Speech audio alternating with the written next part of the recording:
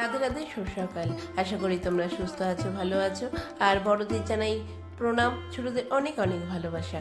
আর তার সঙ্গে একটু মন্দারমণি বেড়াতে যাব। অনেক দিন ঘরবন্দি ছিলাম, তাই আজ বেরিয়ে পড়লাম মন্দারমণির উদ্দেশ্যে। আর বাবু গাড়ি চালাচ্ছে এখন, ঠান্ডা মাথায় চলো আমরা রওনা দিলাম। রাধে রাধে, শুভ সকাল।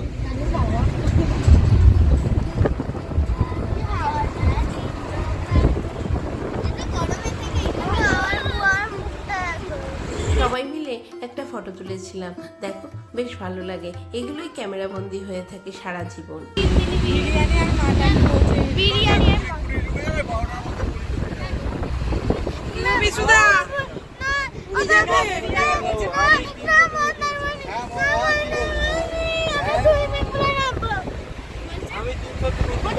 অনেক ভোরে বেরিয়েছিলাম, তাই সবারই একটুখানি খিদে পেয়েছিল।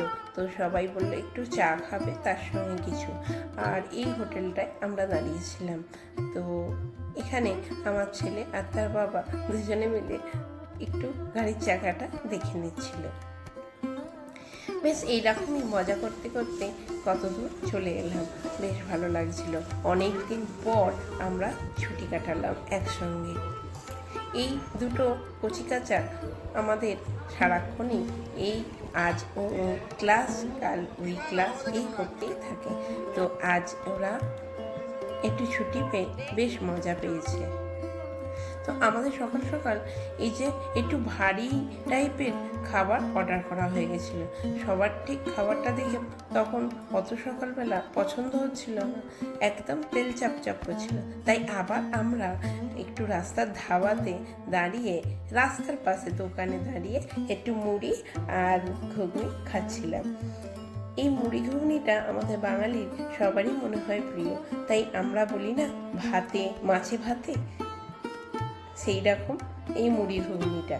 তো যাই হোক, রাস্তার পাশে এইরকম দোকানে দাঁড়িয়ে খেতে খুব মজা লাগছিল। আমরা পৌঁছে গেছি মন্দারমণি। তো মন্দারমণিতে পৌঁছাতেই আমার পা যেন প্রথমেই সমুদ্রের জলে রাখবার জন্যে চেষ্টা করছিল, তাই রেখে ফেললাম।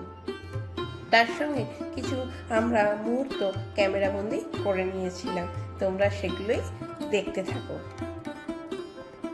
খুব মজা করছিল ওই দুটো কচিকাচা, তার সঙ্গে আমার ছেলেও। তো ওরা অনেকক্ষণ ধরে সুইমিং পুলে নামবে বলে ব্যস্ত ছিল। একটু খাওয়া দাওয়া করেই ওরা সুইমিং পুলে নেমেছিল। তো বিকাল হতেই আমরা সবাই মিলে সমুদ্রের পাড়ে একটু হাঁটাচলা করছিলাম। তো এইভাবে কিভাবে দিনটা কেটে গেল।